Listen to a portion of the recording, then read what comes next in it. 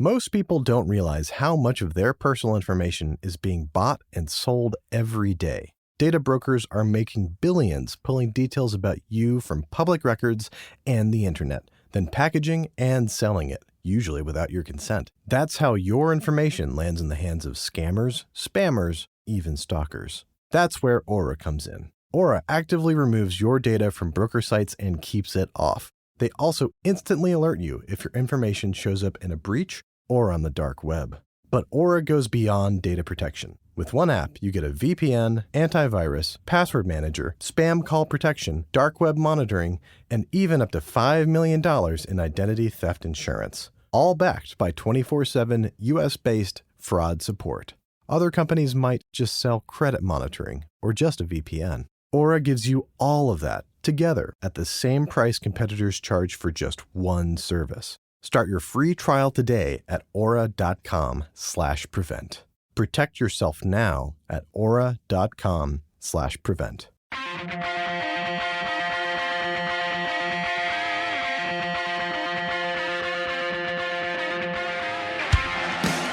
Indiana starts first down and 10 at their own 10-yard line. Tevin Coleman with some running room.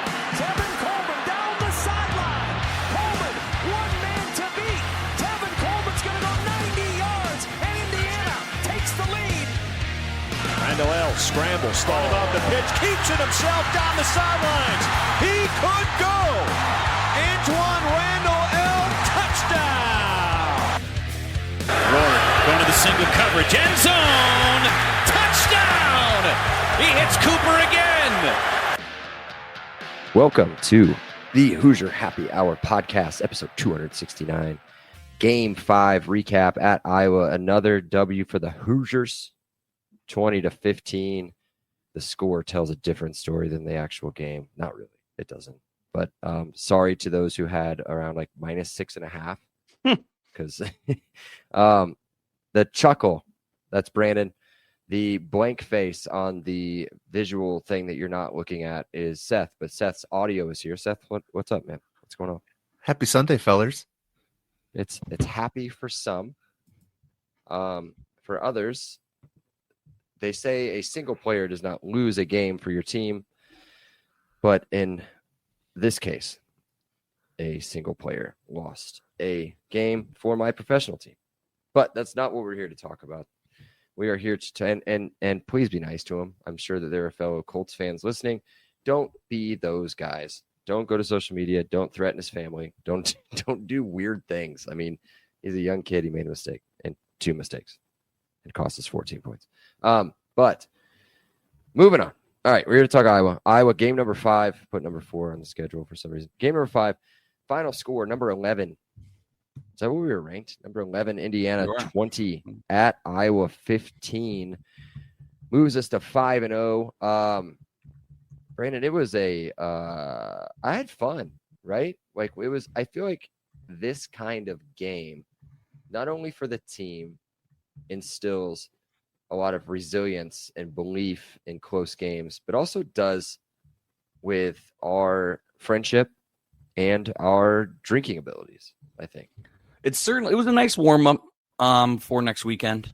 Certainly on the drinking front. As far as the game, you'll be hard pressed to compare this to a game last year or hard pressed not to compare this to the Michigan game last year.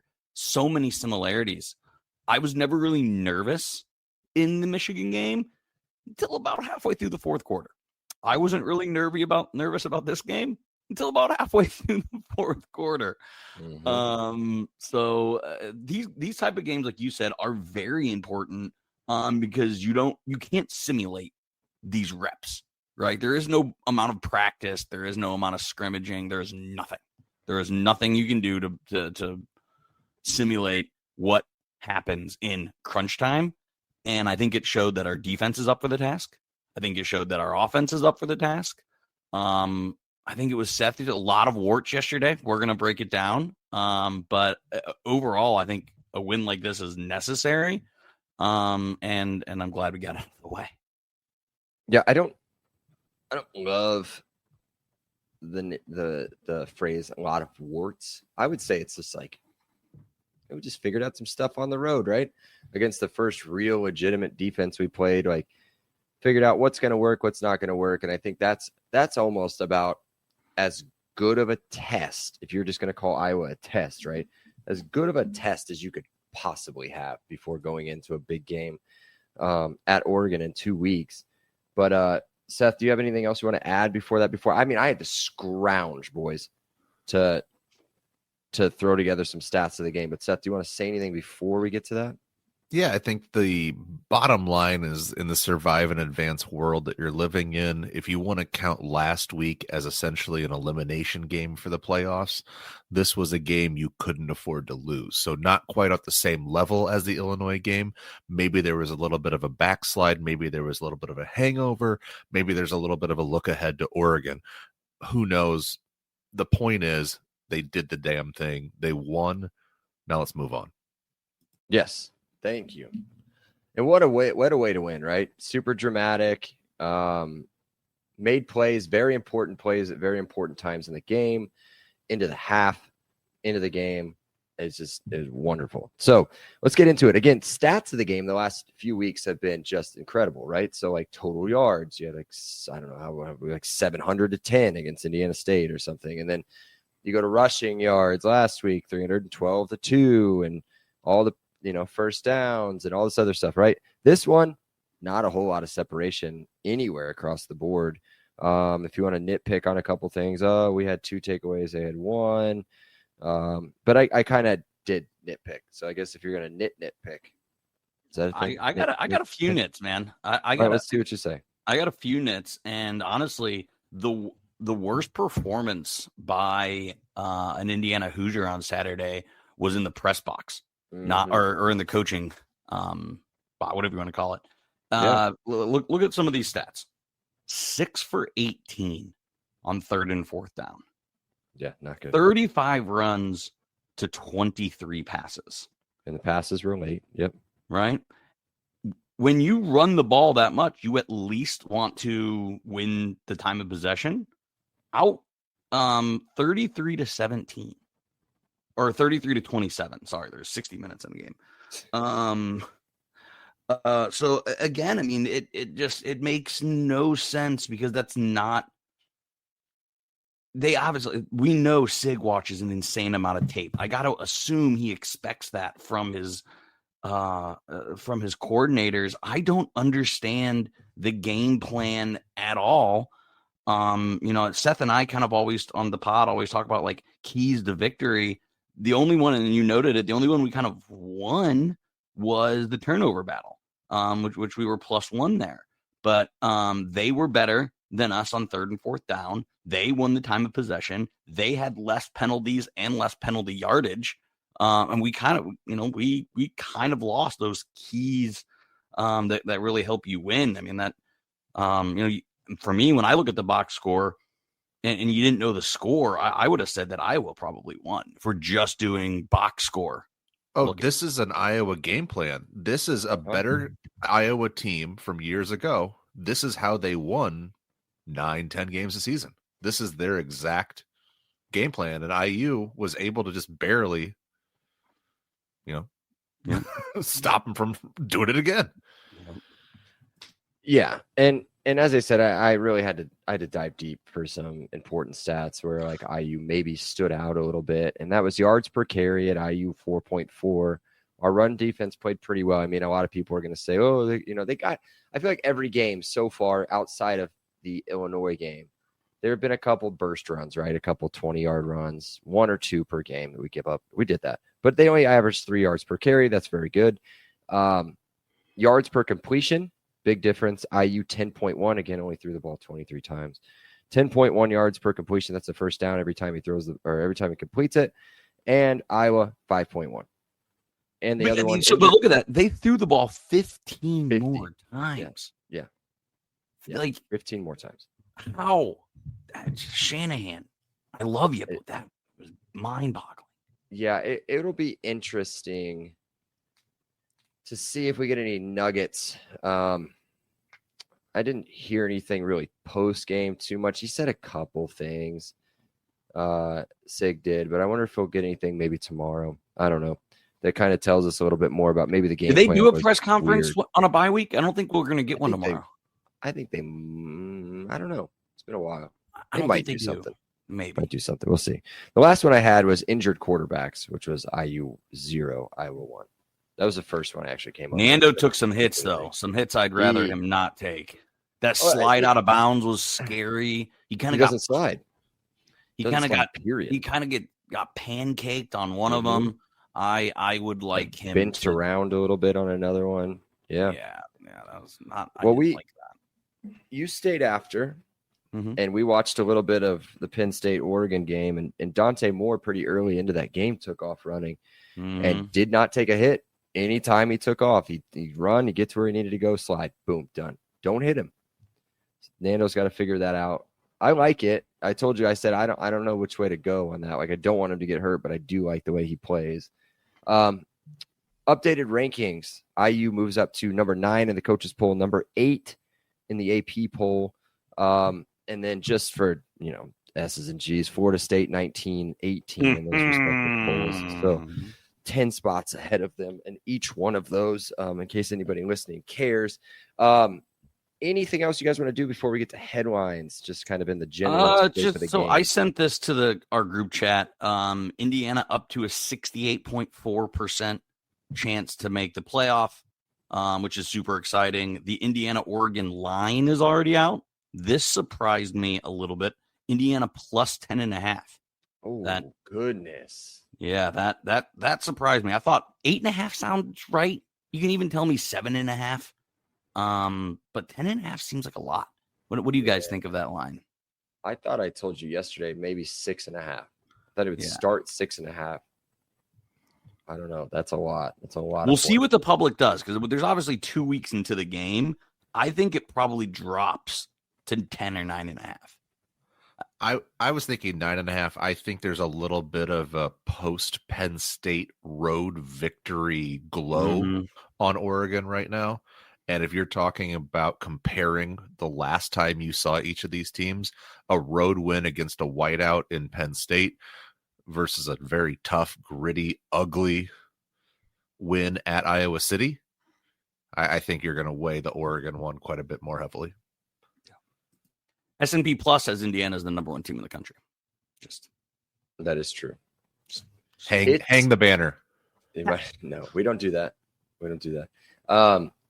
So, yeah, I don't know. I don't care. I guess I do a little bit, but what does it matter, right? You just go out and play the game, see what happens.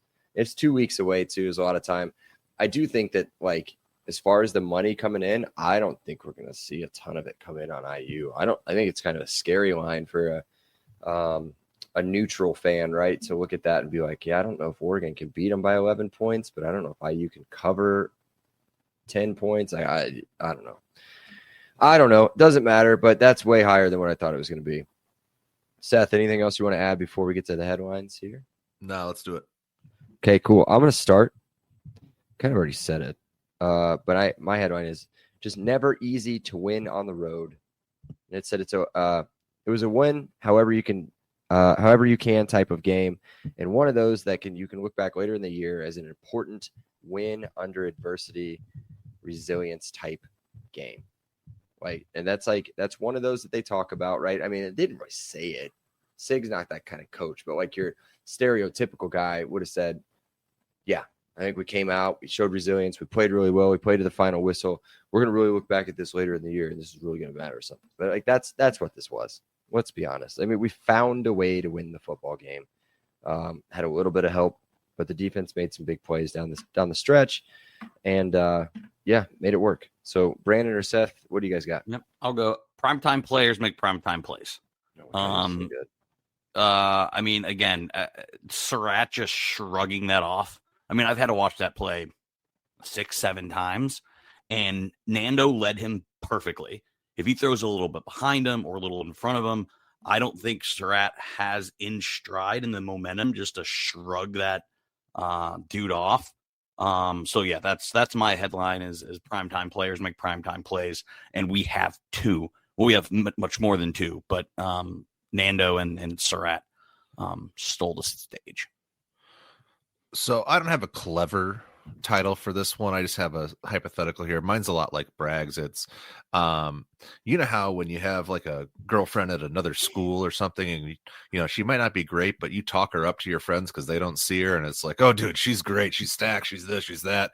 That's kind of what this game was. It's like yeah, you want to talk it up, you want to say great things about it to your friends, but and it all counts the same, but it's like, yeah, it's not quite what it. I don't know, man.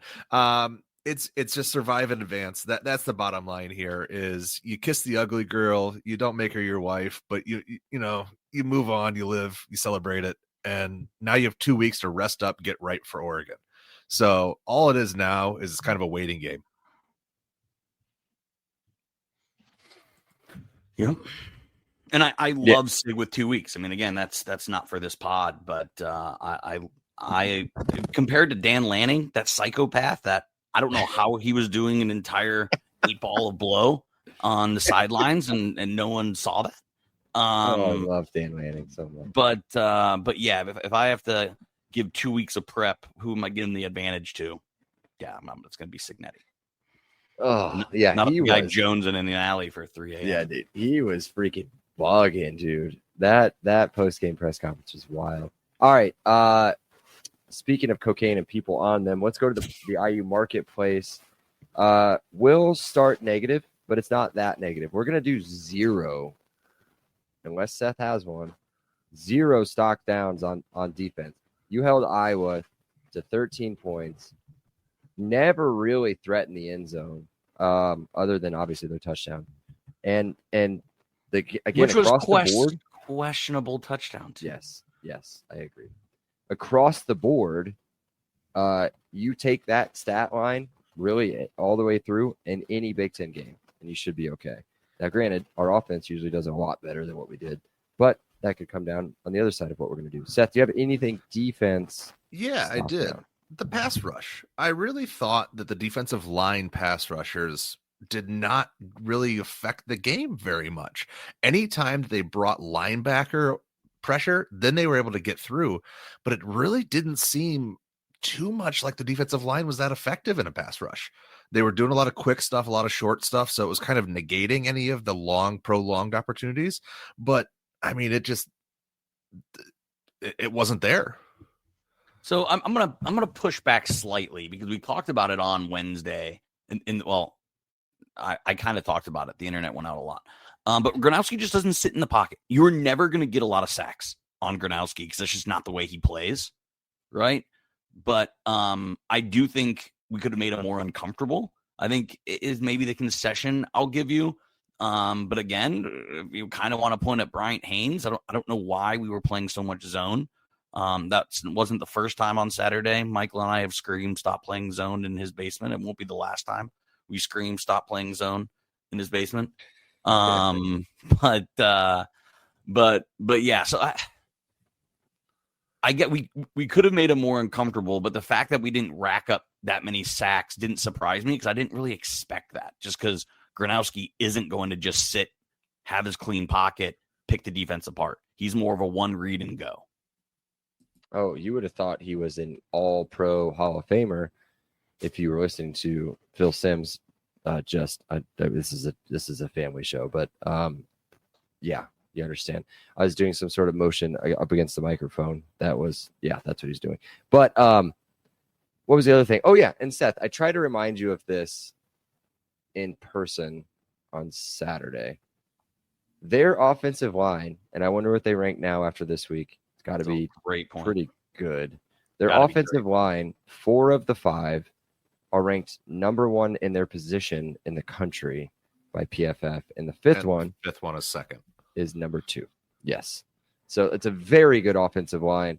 I thought that the line in general, I agree with you. I do agree with you. I'm not upset with your choice. I do agree that I thought we did really well. TFLs. I at one point I looked at Brandon. I was like, we're gonna have 15 tackles for loss. Like we started so fast and looked really good. Ended up with 6, I believe. But yeah, I thought they did pretty well. But on the other side of the ball, which we'll transition over there, we've got our a few choices, and now I have to reiterate this because we don't hate these players or people, whatever's going on. It's just had a bad game. Stock's down a little bit. Buy low, right? So Brandon, I know you really want to get this one. So tell me what offense, who's your stock down choice? I've already ripped them 2 or 3 times. It's offensive coordinator Mike Shanahan. I think we know he is one of the best in the country. We know he makes amazing adjustments. I thought he called a poor game from start to finish. Even the play that scored the game-winning touchdown, like they were sending pressure all day, and yet we weren't running pass routes. Obviously, a slant beats a blitz every time. That was a great play call, but I think in general, Shanahan needs to do better for us to have any chance in a road game at Oregon. Sether? Yeah, for me, the answer was the right side of the offensive line. It was Bray Lynch who got beat early by, was it Parker, the left tackle on their team? Yeah. And that's where a lot of the pressure was coming from. It was him and Benson frequently just kind of getting turned around, getting lost, not being able to pick up the right switches. They brought in Zen for an extra lineman in one set, and then he got beat when he was on the right side. It was for a group that's done really well and has improved, gelled. It seemed a little bit disjointed, and I thought the right side was fairly ineffective most of the game. Yeah. But again, this was the best line they played against too. So like it's, yes, there's a give and take both ways. Yeah, I agree. And I think part of their performance may have gone into who I guess I'm left with. You guys took 2 of the 3. Is I've got K'Wan Black. I thought, based on his first 4 games, I thought he looked really good, right there on level with Hemby. But man, he looked, Brandon was just ripping him, but he looked slow. He looked indecisive. There was a play, and Brandon will remember this. I can't remember the down necessarily. It was in their side of the 50. Mm-hmm. It's a zone read play. I think it's probably going to go designed to go to the right. He essentially runs it straight to the middle. Before he even gets to the line, Brandon and I, both of us, are screaming, bounce it outside, bounce it outside. If he just looks to his left, he may be gone. He may be still running. Like, there's nobody on that side. His execution may be a little bit up. I don't know, man. Iowa City sucks. So, maybe he was just, thrown off by that, having to be there for a little bit. But, it just wasn't the normal K'Wan performance. And so that's why I'm picking him as stock down. Do you guys have anything you want to say about him? And then we'll move over to stocks up. Yeah, it is clear that IU is going to run. I was wrong. I thought when BB went down, we would see workhorse Roman. I think we are going to move forward with Roman and K'Wan. And K'Wan just needs to be better. Yeah. It's Aaron Graves, not Parker at left D tackle. That killed me. Sorry. That's okay. Sometimes you make mistakes. Yeah. Do you have anything you want to say about K'Wan or no? Nah.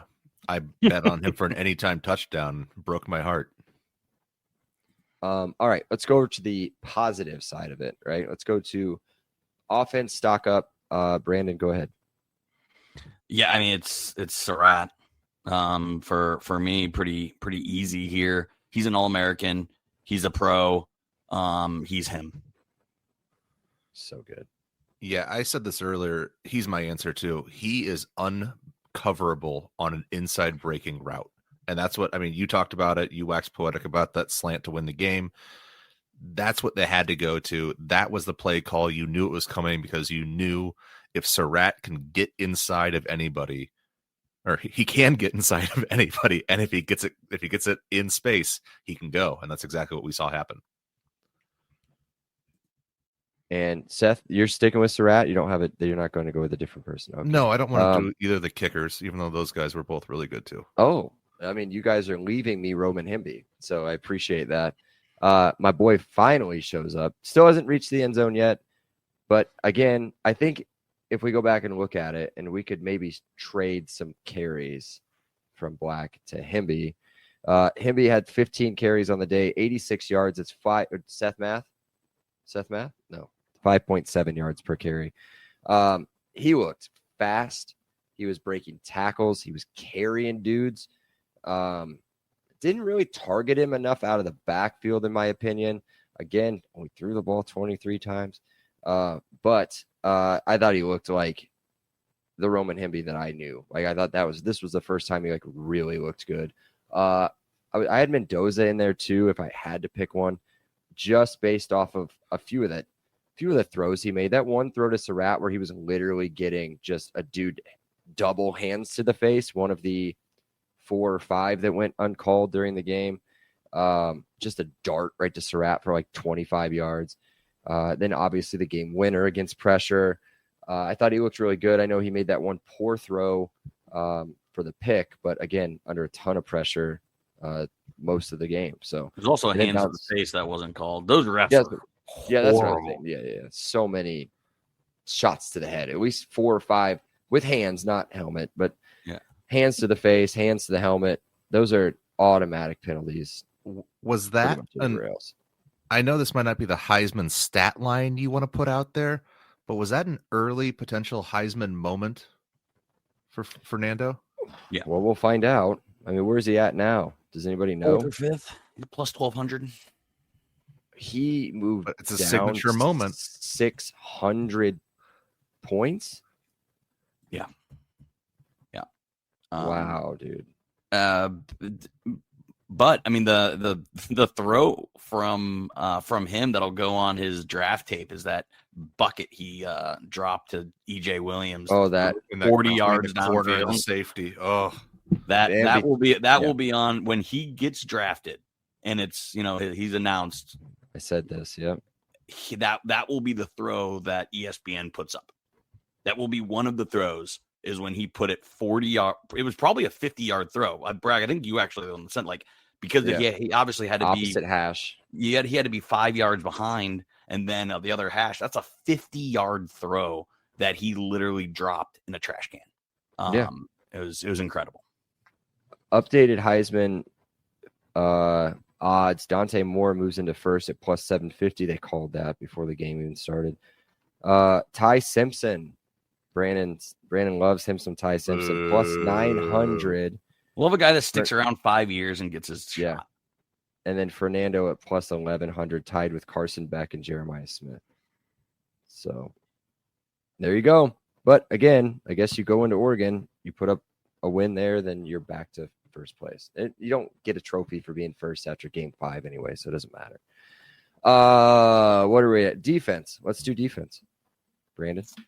Again, Bones Jones for me was everywhere. Sorry, Seth.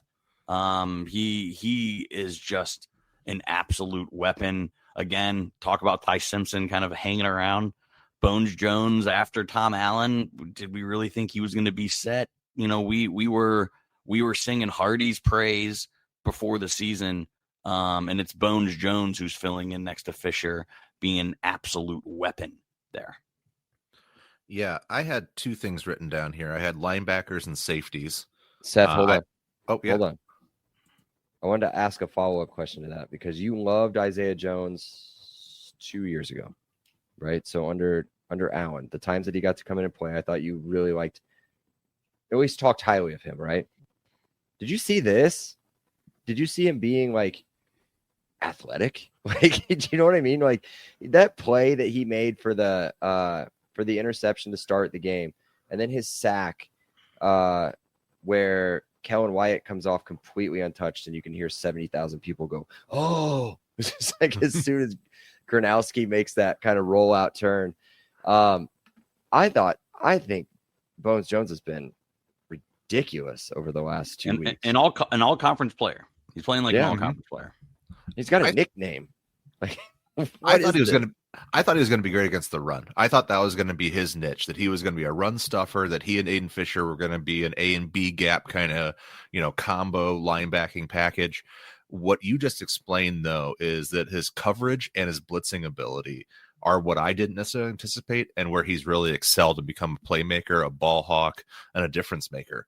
So that's really where I thought, I expected him in one role, and he's showing multitudes. Mm-hmm. All right, Seth, pick a position group. All right. But my honorable mention, I had Frankie, because he consistently, every single time, they're getting the ball it's a touchback. It's huge because very, very, very good kick returner in Iowa. Yeah. Weechin, whatever his name was, they try to get the ball all the time. And he's effective, and they kept it out of his hands in that case. What about Radicic banging that? He's just such end of half. Yeah, but that's purely that was huge. Yeah, but that's offense. So I was trying to at least gave him the defense because field position game. Yeah. But let me go with the safeties then. I had Amari and Lou Moore, both again really good games. I thought Amari Farrell, the first 2 plays of the game, he comes up on a run fill on first down. Again, very strong on first down against the run. But Amari Farrell, just first play of the game, like a bat out of hell, just comes right at the line of scrimmage, blows up the first play. And the second play, I can't remember what he did. Was that the interception, or was that? But second play again was right off the bat. Second play was a pick. Second or third play was a pick. Second play, I think. Yeah, and so it was just instant impact kind of player. And I just think that he's the leader of the back end. Those 2 guys. Really strong play. Well, there goes 3 choices between the 2 of you. Out of my 4, we've taken away Jones, Farrell, and Moore. So I'll go with. I tried to avoid Moore as much as possible. At least leave them open for you. No, you picked the safeties. So I know, but that's why I picked. Yeah. Anyways, I tried to talk more about Farrell. I'm going to talk a lot more about myself and how I'm really good at doing these things. I said my guy on defense to watch was Aiden Fisher. Okay, yeah. So I'm gonna go with Aiden Fisher. Lack of choices, right? And I picked Aiden. Classic Aiden game. What 7 tackles, 5 solo, I think. But like, he didn't have kind of the TFL. Like, I think they're just using him in a different way. I mean, it's obvious that they're using him in a different way this season than they did last year. I thought he was finally back. I thought we saw him. You heard his name. Like, he's been virtually invisible the last few games. So to see Aiden come back, I picked him pregame. I'll pick him again. I like it. All right, let's take a break. Take a break for a minute, and then we will revisit predictions. These losers don't really have any randos or sack, and so then we'll just do some final statement. Get out of here. So hold on. This episode is brought to you by your go-to expert in the Indiana real estate market. Whether you're looking to buy, sell, or invest in a home right here in the heart of the Hoosier country, Garrett Lawton with True Blood Real Estate is the agent that you need. He's not just a real estate agent, he's a Hoosier fan just like you. And Garrett knows Indiana inside and out, from Bloomington to Indianapolis and everywhere in between. Plus, his personalized service makes the buying and selling process smooth and stress-free. So if you're ready to make a move, give Garrett a call at 317-410-8851 or visit his website at lawton-realty.com. Okay, we're back. Predictions. I was like, what are we doing? I was literally staring at the outline as I speak. So, predictions. Gosh, I hate to do this to you guys again. Seth said Iowa 20, IU 34. Brandon, Iowa 13. Good job. Pretty much. Good job. IU 37. I said Iowa 12, IU 31. Well, just because I have the lowest points total is the only reason I win this one. This makes it, I think, like 4 out of 5. 4 out of 5 so far. That's bogus. Congratulations. It's a lot of trophies. A lot of invisible banners hanging behind me in the recording studio. So no randos, right? No sack, no randos? Nope. I'm empty. Oh my goodness. You guys must have had a hell of a Saturday night. Final statements. I think I've pretty much already said it. It's kind of like in my my headline. I thought this was a cool game, like to see that this team could win in a game where they're not up by 50 points. You know what I mean? Like, I guess you could go back and look at the ODU game, but still that whole time, even down 7-0, I felt totally in control. This one, gave us some of the heebie-jeebies, and they shook it off, made it work. Yeah, for me, my final statement is survive and advance. You're never gonna win 63-10 every week.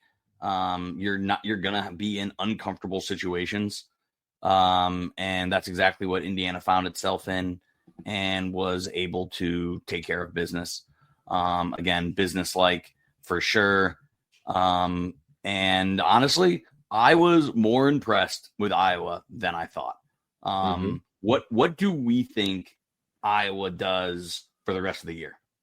What is their obviously Gronowski being out potentially, throws wrenches in that. But yeah, I mean they go to Wisconsin. They should win that one. Yep.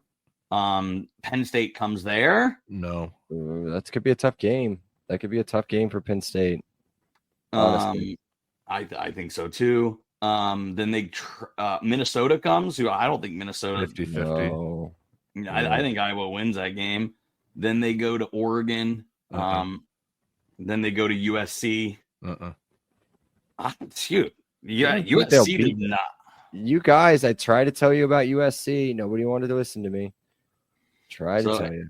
Anyway, I guess my point is, I think they're a bowl. I think they're a bowl team. They're going to get the 6 wins. And they were the best team we've played so far. Just like Sig said in a press conference last week. Yeah, I think this is a character building win. I think that you talk about kind of the steps and the stages of the season. You start out with the 3 non-conference games. Those are kind of the first stepping stone. Then you finally get a home game, a conference home game. Now you have your first conference road game. You keep escalating those steps one step higher. Now you get to reload, relax to prepare for that next big hurdle, that next big step up now in that cycle, going on the road to Oregon. So yeah, just again, amassing those steps, getting familiarity, building character, and gives you now a fighting chance to get to 6-0. And that's all you can ask for. Squarely in the playoff hunt, a Heisman hunt. I mean, what else can you ask for? 5-0 Indiana football. Yes, sir. That's right. So that's it. We're going to wrap it up. This is usually a little bit longer than what the last few recaps have been. But again, the game kind of stuck around a little bit longer than the last few games have. So, yeah, so that's it. Until next time. I don't know. We're doing a bye week thing. Are we doing a bye week thing? Might have to do a bye week thing, but we'll see. I don't know. We'll see if we can find something fun to do. And then if we make it through this weekend upcoming, all 3 of us, we will be back to preview the Oregon game, worst case scenario. So until then, it was fun talking to you. I have got some editing to do, it sounds like. And then we will, that's it. See ya. Cheers. Cheers, everyone. Cheers. Go Hoosiers. Next time I get to say that in person. Yeah. A fresh financial you is closer than you think. With MyFICO, you can get the right score for your credit goal, including your FICO scores used for mortgages, auto loans, and credit cards. MyFICO provides your FICO score straight from the people that created it. And you can compare your FICO scores and credit reports from all 3 bureaus, Experian, TransUnion, and Equifax, side by side. Understanding your credit has never been easier. So use MyFICO to get a clearer picture of your credit in 2026. Visit myfico.com or download the MyFICO app to get started today.